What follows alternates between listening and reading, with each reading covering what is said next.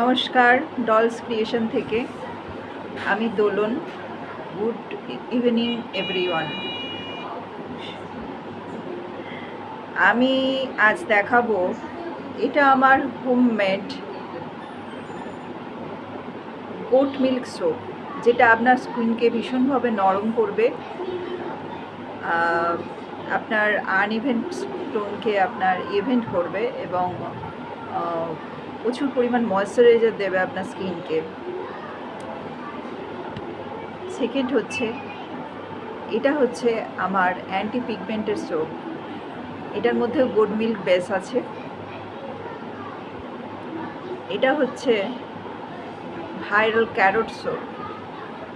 এগুলো সবই আমার হাতের তৈরি সোপ আর 100% অর্গ্যানিক।